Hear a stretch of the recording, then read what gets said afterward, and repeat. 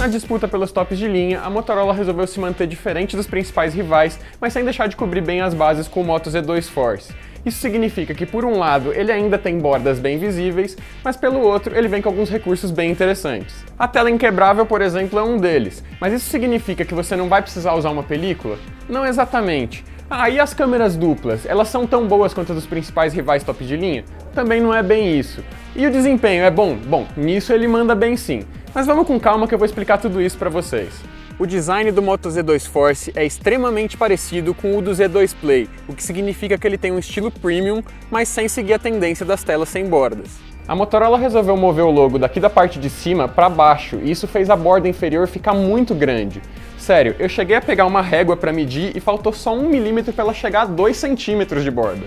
Isso me incomodou um pouco, mas eu ainda acho o aparelho bonito. Mesmo assim, quem prefere um design mais simétrico provavelmente não vai gostar, e eu consigo entender o porquê. Mas uma coisa que eu não gostei pra valer é que o Z2 Force não vem com uma entrada para fone de ouvido, o que é estranho, especialmente se a gente considerar que o Z2 Play tem uma entrada P2 e que os dois têm exatamente a mesma espessura. Outro ponto que muita gente não curte é o calombo da câmera traseira, mas no caso da linha Z da Motorola, ele serve para ajudar a fixar os acessórios modulares no lugar.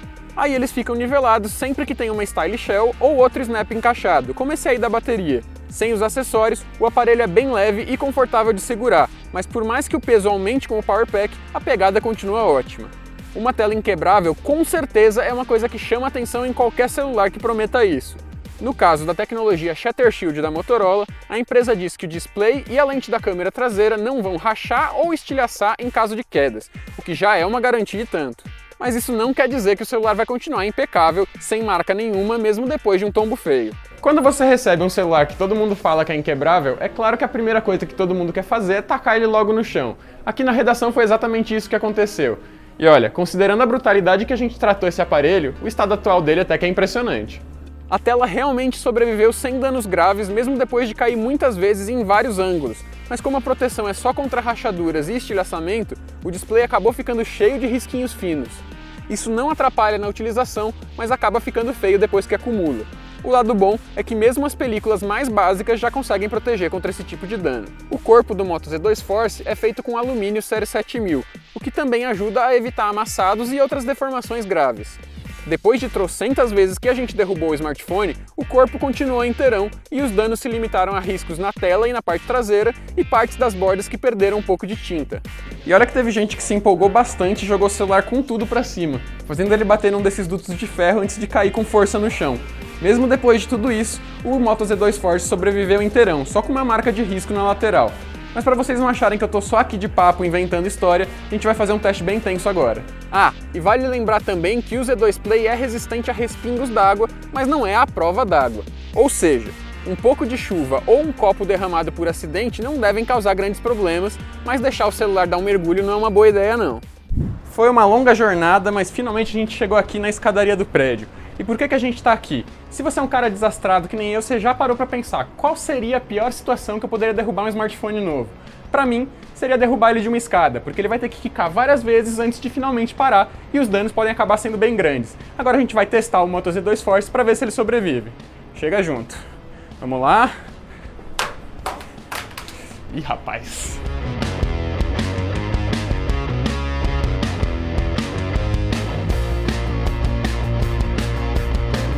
Primeira coisa que a gente vê aqui, a tela parece que está inteirona, não sofreu nenhum risco que já não tivesse antes. Vamos ver aqui em cima agora. A gaveta de chips, a gente consegue perceber que saltou um pouquinho e ficou com um bom ralado aqui na beirada. Além disso, o canto aqui está com raladinha também. A lateral está inteira, nada de novo aqui. A canto de baixo também deu mais uma raladinha. Parte de baixo está inteira, exceto por esse pedaço aqui que sofreu um dano considerável na tinta. Aqui no canto também mais um raladinho. A outra lateral tá inteirona, aqui no canto de cima também mais um raladinho, deu pra ver que ele caiu bastante de quina. Parte de trás tá inteirona também, nenhum risco novo que já não tivesse, a lente também tá inteira. Agora a gente vai ligar para ver como é que ele tá. Continua funcionando, vamos desbloquear aqui, aparelho funcionando aparentemente normal, ligar a câmera, também tudo em ordem, galera. Agora segue o review, sobreviveu bem, vamos subir pro terraço. Agora que a gente chegou aqui em cima e o celular continua inteirão, vamos falar de outros aspectos da tela além da resistência. E olha que aqui eu não tenho que reclamar do Moto Z2 Force não, viu? O display é Super AMOLED, tem 5,5 polegadas e a resolução é Quad HD. Com tudo isso, o top de linha da Motorola consegue um nível excelente de detalhes, cores bem vivas e destacadas, contraste ótimo e pretos bem profundos. A intensidade do brilho não é das mais fortes que eu já vi num celular, mas é boa o bastante para você conseguir usar o aparelho sob sol forte sem grandes problemas. Seguindo para as câmeras, o Moto Z2 Force vem com um sistema duplo parecido com o do Moto G5S Plus, mas que tem algumas diferenças. São dois sensores de 12 megapixels com abertura de 2.0, um colorido e o outro em preto e branco. Nada de zoom ótico por aqui. Mas por mais que o número de megapixels do top de linha seja menor que o do intermediário, tem vários outros fatores que influenciam na hora de tirar foto, incluindo a qualidade da lente, o processamento de imagens, entre outros fatores. E aí, o top de linha consegue ter um resultado bem melhor. As fotos tiradas sob a luz do dia ou em ambientes internos saem boas, com ótimo nível de detalhes e cores vivas. E dá também para usar só o sensor em preto e branco para fazer imagens nesse esquema de cor sem a ajuda de filtros, e o resultado também fica legal. Em comparação com o G5S Plus, a velocidade de foco aumentou e o tempo entre o clique e a captura diminuiu, mas essas duas coisas ainda não são tão instantâneas quanto na maioria dos rivais top de linha. O tempo que leva para tirar cada foto ainda me incomodou um pouquinho aqui. O software também vem com os mesmos recursos do intermediário, incluindo o desfoque de fundo e os efeitos de edição que deixam você mudar a intensidade desse desfoque depois que as fotos já estiverem salvas. Dá também para deixar só parte das fotos em preto e branco, ou então até substituir o cenário de uma foto pelo de outra. Mas essas duas funções ainda estão em beta, então o efeito só vai sair do jeito que você quiser se você planejar bem as fotos e insistir bastante na hora de tirar. Mesmo assim, com a prática você vai pegando um pouco de jeito e isso fica mais fácil, mas não vai dar sempre certo também. A Motorola deve otimizar o software da câmera do Z2 Force com o tempo para ele ficar mais rápido e fazer esses efeitos melhor, mas por enquanto ele ainda deixa um pouco a desejar nesse sentido. Na câmera frontal, o sensor de 5 megapixels e abertura de 2.2 consegue fazer um ótimo trabalho na hora das selfies em ambientes bem iluminados e não sofre com o mesmo problema de lens flare que eu vi no G5S Plus. Além disso, o Z2 Force faz um trabalho aceitável nas selfies noturnas normais e dá para melhorar o resultado no escuro se você usar o flash duplo frontal com correção de cor. E na hora dos vídeos, o celular consegue produzir gravações externas bonitas na resolução 4K, tanto no sensor colorido quanto no preto e branco, mas a qualidade cai um pouco em ambientes internos. Além disso, um sistema melhor de estabilização de imagem seria muito bem-vindo aqui. No modo em câmera lenta, você pode escolher entre a resolução Full HD a 120 quadros por segundo ou HD a 240 fps. Mas se na câmera ainda tem o que melhorar, no desempenho o Moto Z2 Force está mandando muito bem mesmo. Mas para falar disso direitinho, eu vou pegar uma carona na nossa máquina do tempo e voltar lá para baixo. Chega junto! O processador é o top de linha atual da Qualcomm, o Snapdragon 835, mas no Z2 Force ele chega com um clock máximo que é um pouco menor do que os 2,45 GHz que esse mesmo chip consegue alcançar em alguns rivais.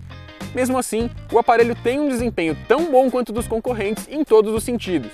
A utilização é bem rápida tanto nos apps em geral quanto nos games, e o celular da Motorola também não sofre nada com jogos, dos mais leves até os mais pesados. Além disso, aqui no Brasil a empresa escolheu trazer o Z2 Force com 6 GB de RAM no total, e isso acaba tendo um ótimo efeito na capacidade dele de lidar com múltiplas tarefas. Várias vezes aconteceu de eu abrir um jogo qualquer de manhã, jogar um pouquinho, e aí me distrair com alguma coisa, acabar deixando ele aberto em plano de fundo. Eu passava o dia inteiro usando o celular para várias outras coisas, mensagens, redes sociais, tirar foto, várias tarefas diferentes, e esquecia que o jogo estava lá. Quando eu chegava em casa de noite, eu ia lá, abria ele e via que ele continuava exatamente do ponto onde eu tinha parado. Isso é uma coisa impressionante porque não aconteceu nem quando eu estava testando o OnePlus 5, que tinha 8 GB de RAM. Ah, e o Z2 Force vem com 64 GB de armazenamento, o que não é exatamente um absurdo de espaço, mas já dá para instalar tudo o que você quiser sem grandes sufocos. E se precisar, também dá para colocar um cartão microSD e mover suas fotos, vídeos e músicas para lá para liberar mais espaço interno. Indo agora para a interface, bom, aqui eu acho que nem preciso ressaltar que o visual continua seguindo de perto o Android Nougat na versão pura, então o sistema vem com um estilo minimalista e roda com bastante agilidade, sem causar problemas. Além disso, todos os recursos práticos que a Motorola levou para o Moto Z2 Play também aparecem aqui, incluindo os movimentos que servem ou para abrir mais rápido a câmera ou para ligar a lanterna sem ter que tocar na tela, e também a possibilidade de trocar os botões de navegação por gestos no sensor de digitais. E já que eu estou falando no sensor biométrico, ele também funciona bem rápido e sem dificuldades na hora de desbloquear o celular. Na falta de uma assistente pessoal, como uma Siri, uma Bixby ou até a Cortana, o Moto Z2 Force vem com duas formas de interagir com comandos de voz. Uma delas é a própria solução da Motorola, o MotoVoz. Antes de usar, você tem que abrir o aplicativo Moto, que já vem instalado de fábrica, e entrar em Motovoz, para depois poder clicar em configurar a voz. Aí ele vai te pedir para você ir para algum lugar silencioso e repetir algumas frases. Assim ele vai conseguir identificar a sua voz mesmo quando a tela estiver desligada.